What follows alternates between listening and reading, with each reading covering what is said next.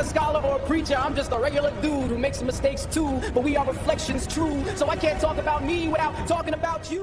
दोस्तों 31 दिसंबर सन 2025 ये वो दिन है कि जब मैंने तकरीबन 1.5 साल बाद फेसबुक पर अपना रिटर्न दिया। जो 20 दिसंबर को होने वाले एक मशहूर और मारूफ मुकालमा does God exist Mufti Shamail Ahmad Nadwi और नगमा निगार जावेद अख्तर के माबैन पेश आया। ये मुकालमा इतना मशहूर हुआ कि 2 हफ्ते तक सोशल मीडिया पर हर आकिल, गैर आकिल, बालिग, नाबालिग, फलसफी, बमाछद्दम साइंसदान इस मौजू पर गुफ्तगू करते हुए नजर आए। अलबत्ता इस नाचीज़ को इस डिबेट के बाद गुफ्तगू करने की नौबत पेश नहीं आई, क्योंकि डिबेट से 2 हफ्ते पहले मैं इस पर प्री डिबेट एनालिसिस कर चुका था, जो तजिया तकरीबन 90% अपनी एक्यूरेसी पर मबनी था।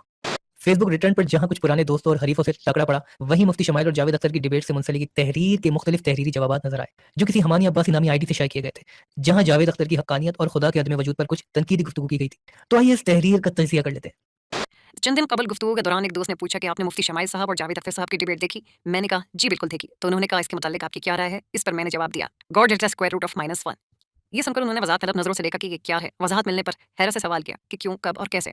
इस पर मैंने उनसे ये कहा कि आप जानती हैं कि पूरी डिबेट में मुझे सबसे ज्यादा बेहतरीन बात क्या लगी थी? सबसे ज्यादा उम्दा बात मुझे ये लगी थी कि जब जावेद साहब ने ये कहा कि जिस हॉल में आप बैठे हैं, जिस माइक पर आप बात कर रहे हैं, यहाँ जो इलेक्ट्रिसिटी है, जिस हवाई जहां से आप आए हैं, जिस कार में सफर करके आप यहाँ तशरीफ लाए, ये सब चीजें उन लोगों की बनाई हुई हैं जिन्होंने सवाल किए थे। इसीलिए मुझे मुतजस्सिस अज़हान और सवाल करने वाले लोग पसंद है।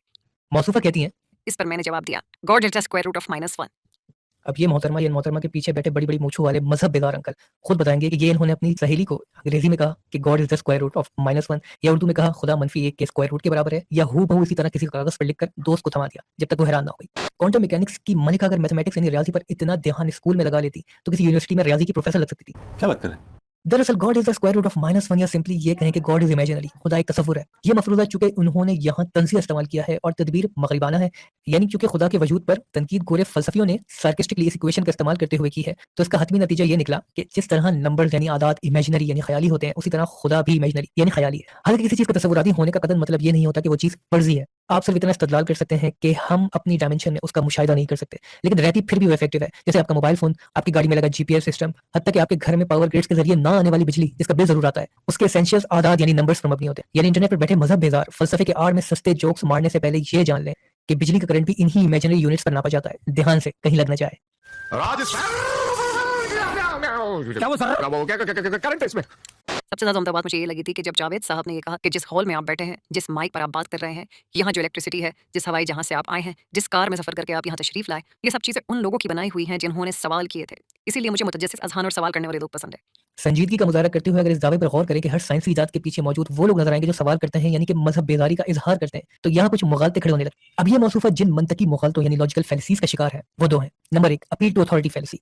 अपील टू अथॉरिटी फैलिसी वो मुगालता है कि जहां आप किसी दावे को सिर्फ इसलिए सही मान लेते हैं कि किसी मशहूर आदमी या अथॉरिटी फिगर ने ऐसा कहा है। इसका मतलब यह है कि आप एविडेंस, सबूत या लॉजिक यानी मंतक के बजाय किसी के स्टेटस या टाइटल को सच्चाई का पैमाना मान लें। जैसे मौसूफा को यह बात अच्छी और सच्ची लगी क्योंकि ये बात जावेद अख्तर ने कही है, और इनकी मालूमात के लिए बता चलूं कि जावेद अख्तर को भी ये बात इसलिए अच्छी और सच्ची लगी क्योंकि रिचर्ड डॉकिंस ने ये बात अपनी किताब द गॉड डिल्यूजन में कही। हमारे अब्बास कंटेंजेंट है जावेद अख्तर पर और जावेद अख्तर कंटेंजेंट है रिचर्ड डॉकिंस पर। रिचर्ड डॉकिंस का ये दावा किस पर कंटेंजेंट है ये आप लोग कमेंट्स में बताएं, मैं जरूर पढ़ना पसंद करूंगा। दूसरा मुगलता जिसमें ये तीनों मुब्तला हैं वो है false equivalence fallacy. False equivalence fallacy या जिसे कोरिलेशन वर्सेस कॉज़ैलिटी फैलेसी भी कहा जाता है, वो मुगलता है कि जहां 2 मुख्तलिफ मुकदमे रखकर एक गलत नतीजा निकाला जाता है। मिसाल के तौर पर क्योंकि गर्मियों के मौसम में अमेरिका में लोग आइसक्रीम ज्यादा खाते हैं और उसी मौसम में अमेरिका में सबसे ज्यादा क्राइम्स यानी जुर्म भी होते हैं, तो कंक्लूजन नतीजा ये निकला कि आइसक्रीम खाने की वजह से अमेरिका में लोग क्राइम करते हैं, जुर्म करते हैं। ये है, इसे कहते हैं फॉल्स इक्विवेलेंस। ये एक लॉजिकल फैलेसी है। बात कहां से ये है कि तहरीर में तासुर ये दिया जा रहा है कि इनकार मजहब से साइंसी तरक्की की बका है, यानी गोरा चांद पर पहुंच गया और मौलवी अब तक खीरा काटने का शरई तरीका बता रहा है। हालांकि चांद पर पहुंचने के लिए जिस फॉर्मूले का इस्तेमाल किया गया है वो आइजैक न्यूटन के न्यूटोनियन मैकेनिक्स थे। वही आइजैक न्यूटन जो ना सिर्फ खुदा को मानता था बल्कि एक कट्टर मवाहिद ईसाई था। अच्छा, शुक्र करें आइजैक न्यूटन आज के दौर में पैदा नहीं हुआ, वरना जावेद अख्तर की डिबेट और हमानी अब्बासी की तहरीर पढ़कर आइंस्टाइन की इक्वेशंस में से सारी जिंदगी डायनासोर निकालता रहता। इनको किसी को डायनासोर होते थे पहले ये नहीं पता था। एक मजेदार बात यह भी है कि इस्लाम छोड़कर ना तो जावेद अख्तर चांद का चक्कर मार सके और न ही हमानी अब्बासी। जिस हवाई जहां से आप आए हैं, ये सब चीजें उन लोगों की बनाई हुई हैं जिन्होंने सवाल किए थे।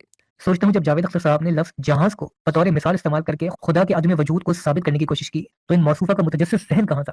क्या इन्हें नहीं पता था कि जिस शख्स को पायनियर ऑफ एविएशन यानी हवाबाजी का मुअज्जिद कहा जाता है वो अंदलुस का एक मुसलमान साइंसदान अब्बास बिन फरनास था? अल्लाह काश तुम अपने नाम से ही कोई हिंट निकाल लेती। जिस माइक पर आप बात कर रहे हैं, यहाँ जो इलेक्ट्रिसिटी है, और डिबेट के लिए सिर्फ माइक काफी नहीं था, जिस कैमरे की वजह से आप वो डिबेट देख सकी उसका सेहरा तो फादर ऑफ ऑप्टिक्स इब्ने हैसम के सर जाता है, जो इब्ने फरनास की तरह एक कट्टर मुसलमान था। और जहां तक इन सारी टेक्नोलॉजीज की बात रही तो ये सब कमोबेश बिजली पर चलने वाली चीजें हैं। बिजली। और क्योंकि हमानी अब्बासी नामी मौसूफा ने अपनी तहरीर में जावेद अख्तर की दलाला बनने का किरदार अदा किया है, तो बताता चलूं कि माइकल फराडे नामी शख्स जिसने बिजली के उसूल तैयार किए थे वो साइंसदान होने के साथ साथ चर्च में तबलीग भी करते थे। तो चलेंगे किसी दिन मेरे साथ चर्च की घंटी बजाने? तो फिर चले। गया